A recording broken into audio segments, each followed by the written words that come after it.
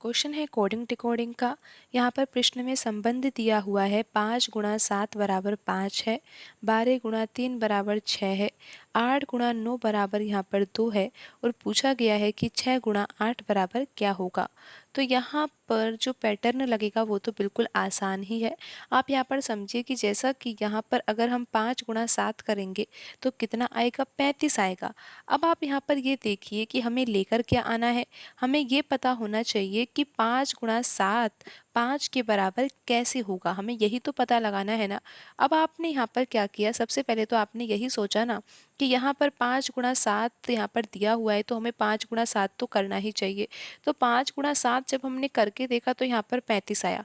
तो 35 को देखते ही हमारे दिमाग में ये आना चाहिए कि 35 का जो इकाई का अंक है वो क्या है, 5 है और हमें लेकर भी क्या आना है, 5 ही लेकर आना है।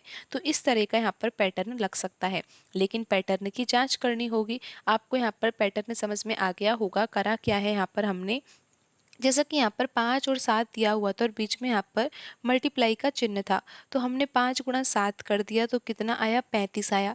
फिर 35 में ही देखा कि 35 का जो इकाई का अंक है ना वो कितना है, 5 है और यहाँ पर 5 गुणा 7 किसके बराबर लिखा हुआ है, 5 के बराबर लिखा हुआ है। अब आप देखिए कि यहाँ पर दूसरा संबंध है कि 12 गुणा 3 करेंगे तो यहाँ पर कितना आना चाहिए, 6 आना चाहिए। वैसे 6 तो नहीं आ सकता, लेकिन पैटर्न यहाँ पर क्या लग रहा है, 12 गुणा 3 करने पर 36 आएगा और 36 का आप देख सकते हो कि इकाई का अंक क्या है, 6 है, इसीलिए यहाँ पर 6 लिखा हुआ है। अब यही पैटर्न हम लगाएंगे 8 गुणा 9 में। 8 गुणा 9 क्या होता है, आपको पता है ये 72 के बराबर होता है, लेकिन हमें तो इकाई का अंक ही लेना है केवल। तो इकाई का अंक यहाँ पर 2 है और आप देख सकते हो कि ये किसके बराबर है, 2 के बराबर है। तो अब यहाँ पर हम पता लगा सकते हैं कि 6 गुणा 8 का संबंध किस संख्या से होगा, क्योंकि आपको इसके लिए क्या करना होगा, 6 गुणा 8 तो करना ही होगा। 6 गुणा 8 करेंगे तो कितना आएगा, 48 आएगा और 48 का इकाई का अंक यहाँ पर क्या है, आप देख सकते हो कि 8 है।